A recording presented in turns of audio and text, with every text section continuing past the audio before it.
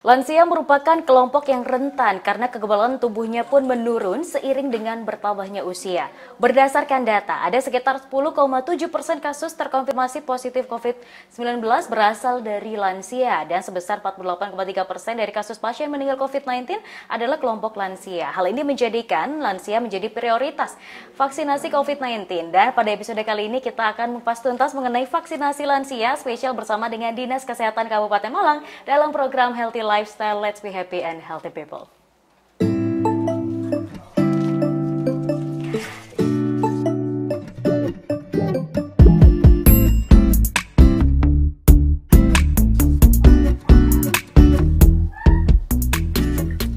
Ya pemirsa, kembali lagi bersama kami dalam program Healthy Lifestyle. Pada episode kali ini kita akan membahas berkaitan dengan vaksinasi untuk lansia bersama dengan narasumber kali ini yaitu Bapak Suyatno yang merupakan Kepala Seksi Surveillance dan Imunisasi Dinas Kesehatan Kabupaten Malang. Kita sapa terlebih dahulu. Assalamualaikum Bapak, bagaimana kabarnya hari ini? Waalaikumsalam, kabar baik dari Mbak. Alhamdulillah, baik Pak. Nah, khusus episode kali ini kita akan membahas vaksinasi untuk lansia. Mengapa Pak ini menjadi penting? Yang Bapak temui mungkin di lapangan di Kabupaten Malang sendiri seperti apa Pak kejadiannya? Ya, kenapa lansia itu penting? Karena lansia merupakan salah satu indikator penilaian penetapan level penurunan status COVID di daerah tertentu. Sehingga dari 4 segmen itu di situ ada lansia, di mana di situ ada sumber daya masyarakat kesehatan, ada lansia, ada sebanyak 259.848 jiwa yang ada di Kabupaten Malang. Kemudian juga ada petugas pabrik, ada masyarakat rentan, remaja dan anak, di mana lansia ini menjadi sasaran prioritas karena apa? Karena dia rentan terhadap penurunan COVID. Selain itu memang sebagian besar lansia mempunyai komorbid atau penyakit penyerta. Makanya untuk lansia itu kita mempunyai prioritas utama dibandingkan dengan yang lainnya. Meskipun memang angkanya capaian kami memang sedikit. Sebanyak target minimal itu 60%, tepatnya 64, masih sekitar berapa persen dulu kurangnya itu? Oke. Sekitar 36 gitu ya. Oke, baik. Dan yang belum tervaksinasi. Berkaitan dengan hal itu Pak, apakah ada syarat khusus untuk bisa melakukan vaksinasi ini sendiri dan dikategorikan sebagai lansia ini mulai usia berapa hingga berapa? Kalau lansia sendiri usia 60 tahun ke atas. Jadi untuk kriteria pemberian vaksinasi COVID saya rasa hampir sama untuk persyaratan yang usia yang lainnya. Jadi dia dalam kondisi sehat, tidak ada komorbid atau penyakit penyerta, dan meskipun dia punya komorbid, tapi kalau penyakitnya terkontrol dan dalam pengawasan dokter setempat, itu juga kita bisa diberikan vaksinasi untuk lansia. Oke, baik. Untuk lansia ini Pak, jenis vaksin apa yang digunakan oleh pemerintah Kabupaten Malang? Ya, sebetulnya Kabupaten Malang adalah memang spesial untuk pemberian vaksin, karena kami mempunyai vaksin satu-satunya di Jawa Timur adalah Johnson & Johnson, di mana komposisinya untuk kekebalannya, untuk keampuhan vaksin ini 75 sampai 85%. Itu sekali suntik itu langsung sudah tidak perlu lagi 2 dosis, sehingga pimpinan kami di pemerintahan Kabupaten Malang memprioritaskan untuk diberikan pada lansia, karena lansia tersendiri untuk jangkauannya sebetulnya memang agak-agak sulit gampang kami mencarinya dibandingkan dengan usia-usia yang lainnya. Jadi kami mempunyai vaksin Johnson & Johnson kita khususkan untuk lansia. Jadi sekali suntik itu. Oke, untuk efektivitas juga ya Pak, karena tadi juga dikatakan agak sulit untuk menemukan lansia di Kabupaten Malang sendiri. Nah, berkaitan dengan hal tersebut tadi ada target ambisius juga untuk mencapai 60% herd immunity-nya seperti itu ya Pak ya. Kemudian program apa yang sedang dicanangkan oleh pemerintah Kabupaten Malang atau Dinas Kesehatan sendiri untuk mencapai target tersebut? Iya, baik. Jadi tadi sudah kami sampaikan selain tempat-tempat di mana pelayanan kesehatan vaksinasi ini bisa di rumah sakit, bisa di puskesmas, bisa di klinik. Khusus untuk lansia, kita melakukan door to door. Ini dari mencari di mana tempat lansia itu berada. Sampai ketemu, kita akan kejar terus memang untuk lansia ini. Karena itu tadi yang saya sampaikan sangat rentan sekali terhadap COVID kalau memang lolos saja dari vaksinasi ini. Oke, baik. Kalau kita berbicara lansia tadi dengan kategori usia 60 tahun ke atas, apakah masyarakat ini sudah paham Pak bahwa virus COVID-19 ini berbahaya, kemudian vaksinasi ini diperlukan, atau perlu ada upaya-upaya lain untuk melakukan penjelasan terlebih dahulu, walaupun door to door, jadi secara manual diberi informasi dulu, baru beliaunya menerima dan mau divaksin. Apakah ini menjadi suatu kendala dan bagaimana pengalaman Bapak ketika di lapangan? Iya. Untuk pelaksanaan di lapangan sendiri memang kami tidak bisa bekerja sendiri memang. Jadi perlu ada bantuan dari lintas sektor, lintas program, dan tokoh-tokoh agama serta tokoh-tokoh masyarakat yang memang bisa mempengaruhi perlakuan-perlakuan untuk pentingnya pelaksanaan vaksinasi COVID ini agar memang herd immunity tercapai minimal 70% itu segera tercapai untuk segala usia, mulai usia 12 tahun ke atas, khususnya untuk lansia memang sebagai salah satu indikator penilaian level dari pelaksanaan COVID di daerah. Oke, baik Pak. Kita masih akan berbincang mengenai vaksinasi untuk lansia, tapi di segmen berikutnya. Jangan kemana-mana, tetap di program Healthy Lifestyle.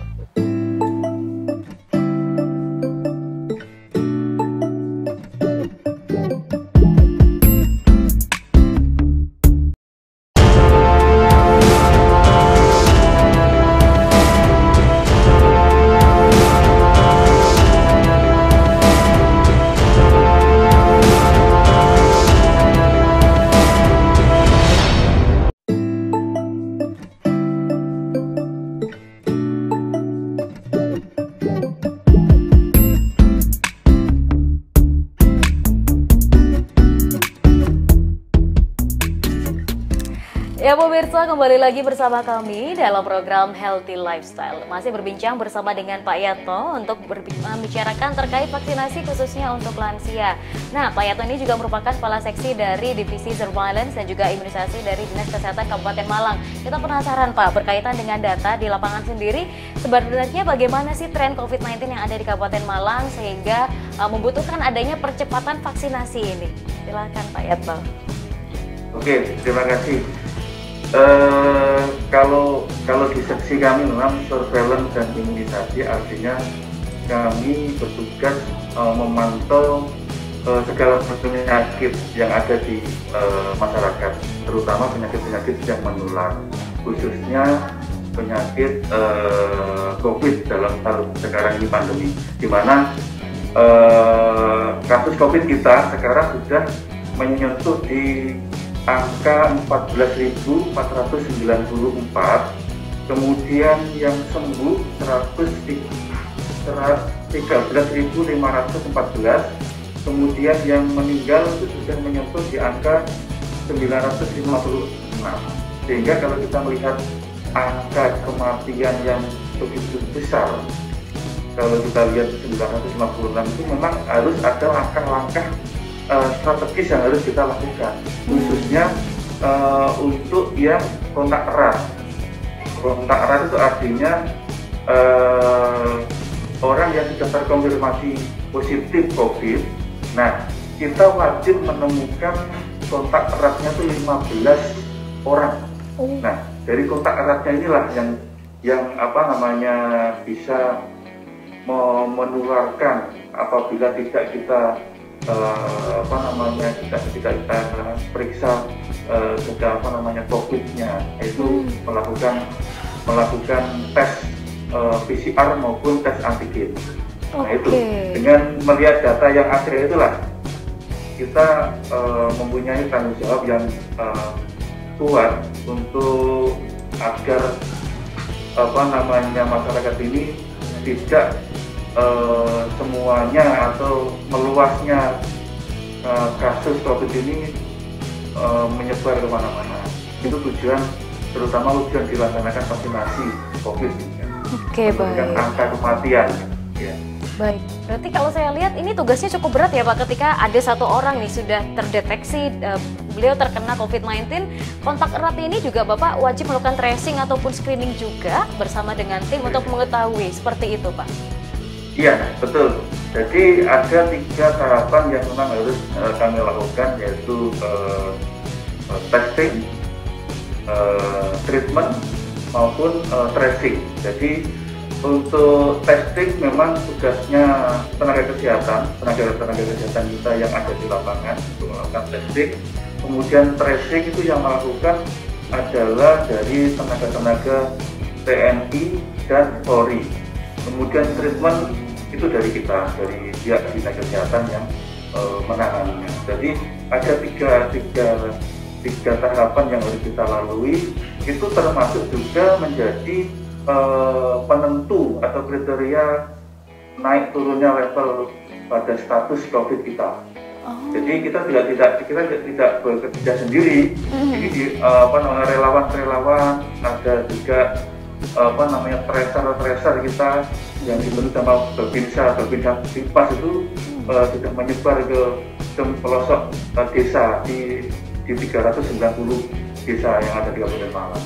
Wah, luar biasa ya, berarti memang dinas kesehatan tidak bisa bekerja sendiri. Kalau saya lihat tadi Bapak juga menjelaskan banyak sekali stakeholder yang akhirnya terlibat di sana. Apakah dari misalnya Puskesmas sendiri ada kader-kader juga Pak yang digerakkan, baik itu dari pihak masyarakat atau relawan yang siapapun mungkin bisa mendaftar dari masyarakat Kabupaten Malang? Iya, betul. Jadi kita punya kader itu hampir berapa ribu ya untuk menangani masalah COVID khususnya ini. Jadi kami di lapangan juga tenaga kami juga terbatas. Jadi hal-hal yang memang bisa dilaksanakan oleh selain tenaga kesehatan, kami kasihkan kepada relawan atau kader-kader kesehatan. Jadi kami juga sangat terbantu dengan adanya relawan atau kader-kader kesehatan ini karena membantu kelancaran pelaksanaan vaksinasi. Oke, baik. Ketika semua pihak sudah dikerahkan nih Pak, target ambisius sendiri dari Kabupaten Malang sendiri, khususnya untuk lansia, ini berapa persen dan sudah tercapai berapa? Dan bagaimana? Apakah ada program atau upaya tertentu untuk mencapai target tersebut? Iya, secara lisan kami memang ditarget sama pimpinan kami di sini adalah Bupati Kabupaten Malang, Pak Sanusi, untuk mencapai target setinggi mungkin itu 100%, meskipun herd immunity kita 70%. Tapi karena memang masih ada 30% masyarakat yang rentan terhadap COVID, jadi kita harus mengejar 30% ini agar semua terimunisasi. Jadi target kami memang 100%. Mudah-mudahan dalam akhir Desember ini kita sudah mencapai 100%. Oke, wah amin. Untuk lansia sendiri, kita termasuk salah satu kabupaten kota yang melaksanakan vaksinasi untuk anak-anak. Karena untuk melakukan vaksinasi anak ini diwajibkan cakupan lansia itu sudah mencapai 60%, kemudian untuk dosis pertama vaksinasi COVID sudah mencapai 70%. Jadi Kabupaten Malang adalah salah satu dari 21 kabupaten kota yang melakukan pelaksanaan vaksinasi untuk anak usia 6-11 tahun. Wah, luar biasa. Baik, terakhir Pak, pesan singkat untuk masyarakat, khususnya untuk Kabupaten Malang sendiri, untuk bisa berpartisipasi dalam vaksinasi ini, silahkan. Saya rasa untuk pelaksanaan vaksinasi COVID-19 ini kami mengharapkan untuk dukungan kepada masyarakat, khususnya masyarakat yang memang rentan terhadap vaksinasi terhadap COVID-19 ini, agar dapat mengurangi transmisi penularan COVID-19, yaitu menurunkan angka kesakitan dan kematian akibat COVID-19, di mana untuk mencapai kekebalan kelompok di masyarakat atau herd immunity bisa terlaksana. Baik, terima kasih banyak Pak Syatno sudah berkenan untuk sharing hari ini. Sehat selalu Pak, dan terus semangat untuk bisa mengurangi COVID-19 yang ada di Kabupaten Malang sendiri. Baik pemirsa, kita masih akan berbincang terkait vaksinasi untuk lansia bersama dengan influencer, tapi di segmen berikutnya jangan kemana-mana, tetap di program Healthy Lifestyle.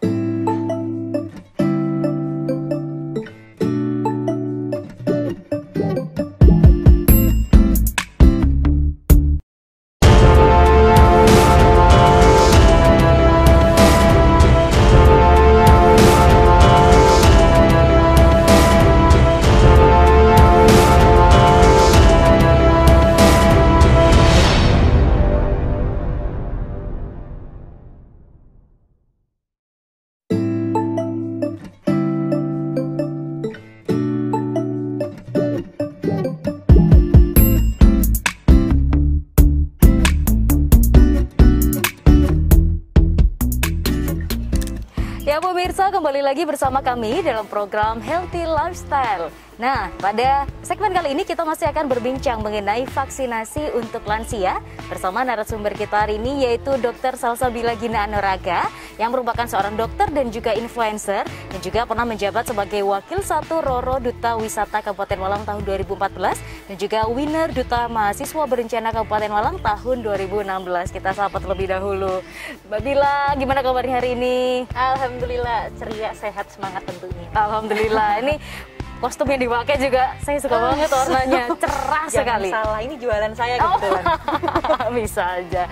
Mbak Bila, ini kita masih ngobrolin soal vaksinasi yang memang masih hangat di kalangan masyarakat. Kalau kita lihat, sudah banyak sebenarnya masyarakat yang vaksinasi, tapi kalau untuk kasus lansia ini gimana sih Mbak Bila? Apalagi profesi sebagai dokter, apa nih kira-kira mungkin ada yang bisa diceritakan ke pemirsa? Silahkan. Oke, untuk sahabat UBTV, sekarang kita ngobrolin nih seputar vaksin untuk lansia. Lansia, it means usianya 60 tahun ke atas ya, kita ambil rentangnya seperti itu. Kalau saat ini sebenarnya penjadwalan ya untuk vaksin lansia itu lebih awal daripada usia yang lain. Untuk pertama memang vaksin diperuntukkan untuk nakes dulu, yang sangat berisiko ya. Yang kedua adalah dari tenaga kenegaraan, PNS dan sebagainya macamnya, plus lansia. Baru setelah itu masyarakat umum lainnya. Gitu. Sebenarnya untuk lansia udah lebih awal. Sebenarnya lansia sendiri adalah salah satu kelompoknya rentan tadi, rentan karena segi dari imunitasnya. Gampang banget kena virus, kena bakteri, jadi gampang sakit. Maka dari itu penting buat divaksin lebih awal gitu. Oke, jadi walaupun sudah dari awal dijadwalkan, tapi rasanya masih ada kendala nggak sih Mbak Bila kalau di masyarakat mungkin takut, apalagi misalnya anaknya bilang, ini orang tua saya ada riwayat penyakit. Nah, ini gimana nih Mbak Bila, kendala yang ditemukan di lapangan?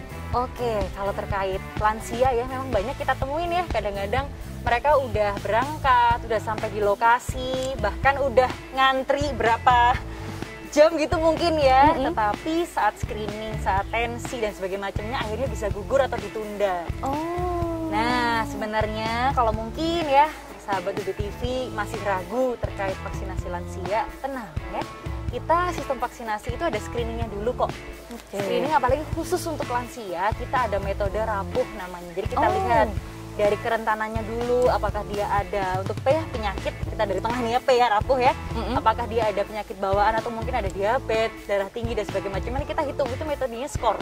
Oke, ada skor tertentu untuk bawaan penyakit, lalu untuk H sendiri, PH aku loncat-loncat nggak apa-apa ya. H itu ada apakah ada hilangnya berat badan atau turunnya berat badan dalam beberapa bulan terakhir. Lalu nanti ada RAPU-nya sendiri, apakah ada kelelahan dalam berjalan jauh 100-200 meter, apakah ada kelelahan untuk naik tangga 10 anak tangga, dan sebagainya macamnya. Jadi khusus untuk lansia, tenang, kita ada screening lanjutan kok. Jadi nggak asal lansia datang usia 60 ke atas kita langsung vaksin, nggak kayak gitu. Jadi sebenarnya sudah ada tindakan preventif ya, nggak tiba-tiba langsung disuntik. Nah, apakah ada peran penting nih dari keluarga? Karena lansia juga mungkin kadang berjalan ke tempat vaksinasi juga cukup sulit. Dan gimana sih sebenarnya peran keluarga dalam proses vaksinasi ini, Mbak Bila? Oke, kalau untuk keluarga sebenarnya penting banget deh. Kalau dibilang orang tua itu bergantungnya sama siapa sih ketika udah usia di atas gitu, pasti bergantungnya sama anaknya, sama tetangganya. Gak jarang ya datang bersama tetangganya, bersama RT-nya, bersama bidan setempat. Nah, jadi pentingnya di sini memang kalaupun keluarga tidak bisa mengantarkan, silahkan dititipkan atau diminta bantukan oleh tetangganya, karena itu penting. Jadi jangan sampai alah nggak apa-apa orang tua aku di rumah aja kok nggak mungkin terpapar oleh apapun. Jangan pikiran seperti itu, belum tentu gitu ya. Kita nggak tahu yang datang ke rumah orang tua kita ada tamu dari mana, tetangga kita riwayat perjalanan kemana. Jadi jangan abai untuk itu, tetap diwaspadai, diantarkan orang tuanya meskipun ada penyakit bawaan ya. Dan dipastikan kalau keluarga ataupun tetangga yang membawa tahu riwayat penyakitnya. Riwayat pengobatan yang saat itu diminum, atau mungkin berapa bulan terakhir ini pernah masuk rumah sakit nih. Nah, itu penting juga itu diketahui. Oke, baik. Kalau dari program pemerintah Kabupaten Malang sendiri dalam proses percepatan ini, apakah saat ini lansia sudah semakin banyak untuk mendekati ibaratnya herd immunity-nya di Kabupaten Malang? Menurut pengalaman Mbak Bila gimana nih? Nih seru nih kalau bahas vaksin lansia nih ya. Karena kebanyakan untuk lansia kita arahnya ke door to door. Datang ke rumahnya. Minimal ke rumahnya kepala desa atau Bapak RT. Jadi berkumpul di situ. Kalau udah ketemu ibu-ibu, bapak-bapak yang sampun sepuh ya, udah usia, itu seru. Kita ngobrolnya beda. Ngobrolnya bukan manfaat vaksinasi bagaimana, cuman Mbak nanti kalau aku pulang panas gak? Gitu. Mbak nanti kalau aku badanku cekot-cekot gimana ya? Nah, itu tuh yang seru-seru. Jadi kita tetap edukasinya kalau pulang nanti apabila memang ada keluhan, minum obat ini. Kalau memang bengkak nanti dikompres dingin kayak gitu-gitu. Jadi lebih ke arah after vaksin, kira-kira apa yang harus dilakukan? Wah, terakhir Mbak Bila, pesan untuk sahabat UBTV dan juga masyarakat yang mungkin masih ragu untuk membawa mungkin orang tuanya yang memang sudah masuk usia lansia untuk divaksinasi. Silahkan. Oke, ini mungkin pesan ya buat sahabat UBTV dimanapun berada ya, segala usia silahkan untuk mengarahkan orang tuanya, ngajak gitu ya untuk melakukan vaksin COVID-19 ini, karena kita tidak pernah tahu dari mana COVID-19 ini bisa menularkan kita, entah dari saudara, tetangga, dan sebagainya macamnya. Dan perlu dukungan positif, kasih mindset yang bagus, manfaat dari vaksin. Jadi biar orang tua datang itu tensinya nggak tinggi karena banyaknya tinggi gitu. Benar. Oke, baik. Jadi memang peran keluarga juga cukup penting kalau memang ngomongin soal vaksinasi lansia.